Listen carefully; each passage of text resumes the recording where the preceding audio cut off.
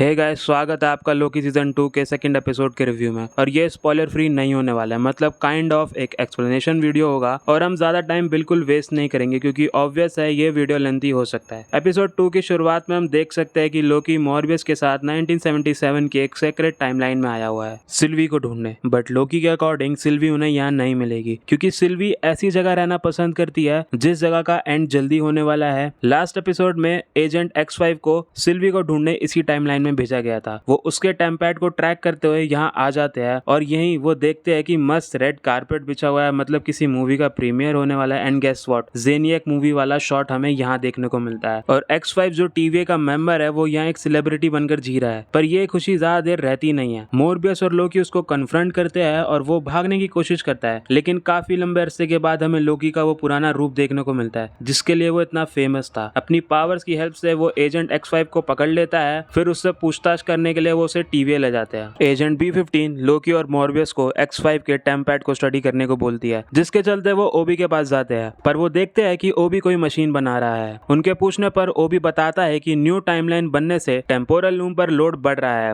और ऐसा चलता रहा तो वो ब्लास्ट हो जाएगा। देन मॉर्बियस एंड लोकी ओबी को टेम्पैड के बारे में पूछते हैं, जिसके बारे में बोलते हुए ओबी मॉर्बियस और लोकी को टेम्पैड की बुक गाइड देता है, जिसकी मदद से वो टेम्पैड को समझने लग जाते हैं। वहीं दूसरी तरफ हंटर B15 केसी से पूछती है कि वो रेवोना रेंसलर को ट्रैक कर रहा है और उसको कुछ पता चला। और जवाब में केसी उनको मना कर देता है और बताता है कि मिस मिनट का भी सर्वर डाउन है और उसकी भी कोई खबर नहीं है। फिर B15 और केसी मॉर्बियस और लोकी के पास जाते हैं, जहां केसी पूछता है कि तुम टेम्पैड के बारे में कितना जानते हो। तो लोकी बताता है कि वो बस ये पता लगा रहे हैं कि टेम्पैड का ट्रैकिंग डिवाइस कैसे ब्लॉक किया जा सकता है, जिससे मॉर्बियस और लोकी को पता चल जाता है कि X5 उनसे झूठ बोल रहा है। फिर वो X5 से इन्वेस्टिगेशन करने जाते हैं, जहां मॉर्बियस B15 और लोकी को बताता है कि उन्हें उससे सिल्वी की लोकेशन, जनरल डॉग का प्लान और उसने टेम्पैड के साथ क्या किया उसके बारे में पूछेंगे। इन्वेस्टिगेशन करते टाइम X5 लोकी को काफी पर्सनल चीजें बोल देता है, जिसकी वजह से एक पल तो ऐसा लगता है कि इवल लोकी वापस आने वाला है। बट लोकी अब बदल चुका है। फिर मॉर्बियस X5 से बात करने की कोशिश करता है, बट वो मॉर्बियस को लोकी की तरह बहकाने की कोशिश करता है और मॉर्बियस गुस्से में आकर उसको एक थप्पड़ भी मार देता है। ये होने के बाद मॉर्बियस वहां से चला जाता है और लोकी उसका पीछा करता है। मॉर्बियस को शांत करने के लिए लोकी उसको केक खिलाने के लिए ले जाता है। केक खाने के बाद मॉर्बियस शांत हो जाता है, पर लोकी मॉर्बियस से पूछता है कि आखिर उसको इतना गुस्सा क्यों आया, क्या वो नहीं चाहता कि वो अपनी पास्ट लाइफ के बारे में जाने। पर मॉर्बियस बात को डिनाई कर देता है। फिर वो X5 से सच कैसे निकलवाए उसके लिए एक प्लान बनाते हैं। दूसरी तरफ ओबी मशीन बनाकर टेम्पोरल लूम में उसको फिट करने जाता है, बट उसको वहां जाकर पता चलता है कि उसकी बनाई हुई मशीन टेम्पोरल लूम से कनेक्ट नहीं हो रही है। वही मॉर्बियस और लोकी X5 के पास फिर से जाते हैं, जहां वो उसको टॉर्चर करके सारे जवाब निकलवाएंगे। इसके बाद लोकी मॉर्बियस को मशीन का कंट्रोलर लाने बाहर भेज देता है और पीछे से दरवाजा बंद कर देता है। फिर लोकी X5 को बताता है कि कैसे वो एक ब्रूटल और एक रूथलेस गॉड था और X5 का वो यही हाल करेगा जो वो पहले लोगों का किया करता था। लोकी फिर X5 को टॉर्चर करना स्टार्ट करता है और एंड में X5 अपना मुंह खोल देता है और वो बताता है कि सिल्वी कहाँ है और वो मॉर्बियस और लोकी को वहां ले जाएगा। फिर केसी और B15 ओबी के पास जाते हैं, जहां ओबी जोर जोर से चिल्ला रहा होता है कि हम मरने वाले हैं। उनके पूछने पर ओबी बताता है कि टेम्पोरल लूम के डोर्स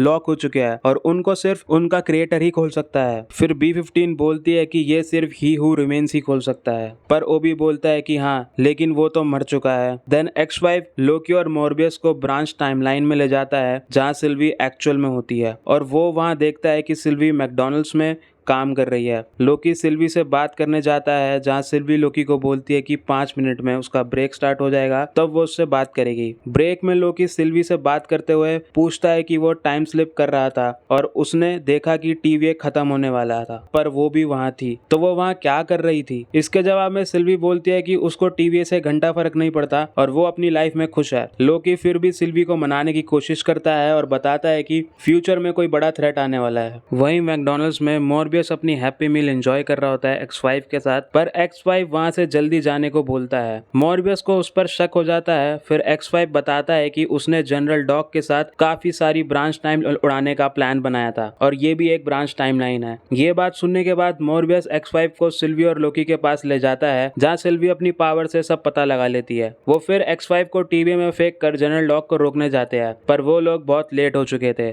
जिसकी वजह से जनरल डॉग काफी सारी ब्रांच टाइमलाइन ऑलरेडी ब्लास्ट कर चुकी होती है। फिर वो TVA जाते हैं। जैसिल भी इस बात से बिल्कुल खुश नहीं थी कि जनरल डॉग ने करोड़ों लोगों की जान ले ली है और वो बोलती है कि TVA ही फसाद की जड़ है और फिर वो वापस अपनी ब्रांच टाइमलाइन में चली जाती है। इसके साथ एपिसोड 2 यहीं पर एंड होता है। इसमें कोई पोस्ट क्रेडिट सीन नहीं था। बस इसको देखने के बाद मैं यही बोलूंगा कि स्टेक्स हाई होते जा रहे हैं एंड बहुत सारी टाइमलाइंस खत्म हो गई है, विच मेक्स मी थिंक कि क्या ये मल्टीवर्स को खत्म कर रहे हैं। वेल ऐसा कुछ बिल्कुल नहीं होगा क्योंकि सीक्रेट वॉर्स तो होगी, तो ये टाइमलाइन को ब्लास्ट करने वाली चीज मेजर रोल प्ले करेगी। बाकी वीडियो अच्छी लगी तो लाइक करना, शेयर करना, चैनल को सब्सक्राइब करना। मिलते हैं अगली वीडियो के साथ। Peace out.